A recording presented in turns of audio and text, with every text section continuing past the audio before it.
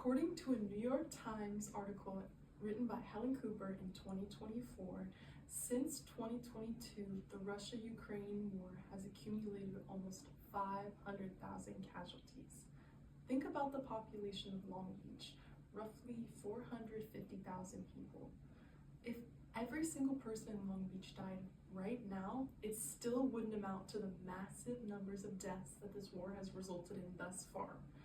It's safe to say that both major political parties agree that this conflict needs to be resolved urgently, but have very different approaches on the resolution. Republicans and Democrats have fundamental differences in foreign policy towards the Russia-Ukraine war. Having extensively studied the war in my political science classes, as well as having independently read up on educational journals, I have more than adequately learned about the various foreign policies surrounding the conflict. Today I will discuss the differences between the Democratic and Republican policies regarding the Russia-Ukraine war by firstly contextualizing the origins of the war, secondly outlining the Democratic concerns revolving U.S. involvement, and third, contrasting the Republican perspective on the issue. First, I'll discuss the context and the origins of the war. After the fall of the USSR in 1991, Ukraine declared itself a sovereign state. While Russia didn't recognize this independence, they still established their own democracy and operated freely from their previous communist government. Because Russia didn't recognize Ukraine as a state in 2014, they seized Crimea, a peninsula in Ukraine, sparking outrage amongst Ukrainians. Then, in 2019, Zelensky was elected president and mainly ran on ending the Russia-Ukraine conflict within eastern Ukraine, outraging Putin.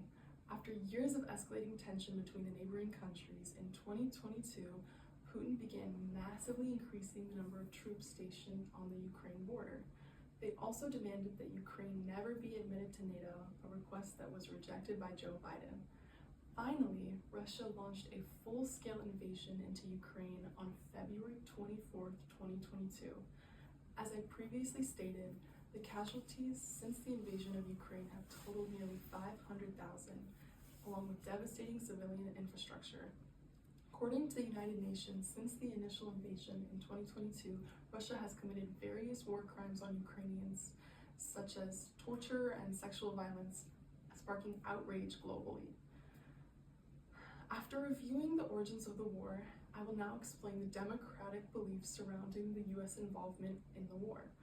The Democratic Party believes that the U.S. should strongly support Ukraine financially and militarily. They believe that it's necessary to properly arm Ukraine to ensure that they can properly fight off Russian aggression.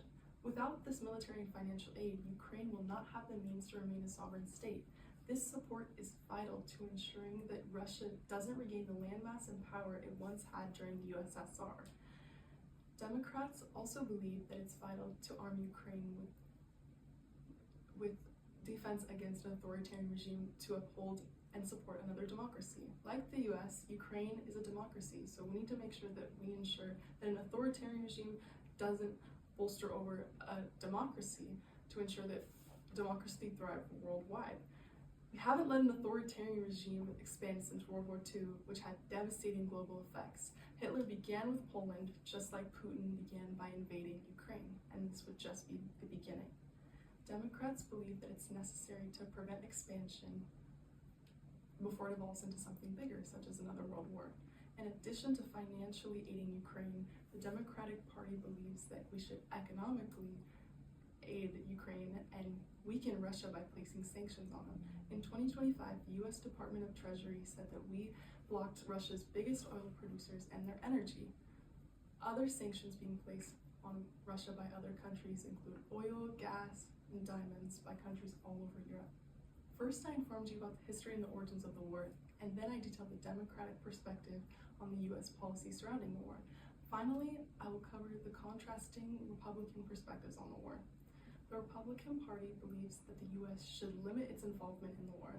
They believe it's necessary to focus on domestic priorities instead of funneling money into a conflict that doesn't directly affect the U.S. They believe we should prioritize reducing the national debt, and according to data compiled in 2025 by the United States Treasury, the U.S. is in $36.9 trillion of debt. And once we relieve that debt, we can then focus on funneling money into foreign affairs. Republicans also believe that those tax dollars could benefit Americans directly through things like domestic military spending or even securing our borders. The Republican Party also worries about the impact that placing sanctions on Russia will have on the US economy. Placing sanctions on large Russian sectors can disrupt American prices, such as oil sanctions leading to higher gas prices, and natural gas sanctions leading to higher energy prices. Placing sanctions on large Russian sectors could also disrupt American businesses, like limit their trading partners or increase production costs. Republicans also feel that it's the EU's responsibility because it is Europe's close proximity that will most be directly impacted by Russia's invasion. Because of this proximity, they should carry the bulk of the burden, financial aid and military aid. In conclusion, the two major political parties in the US have very different beliefs on how to navigate this war. Over the course of this speech, I've covered the history and origins of the war, Democratic approach to US involvement in the war, and the Republican approach on the conflict. I've now laid out the fundamental differences between policy regarding the Russia-Ukraine war, so next time you see a political debate on your social media feed, you'll understand the perspective of different political parties and the origins behind the conflict.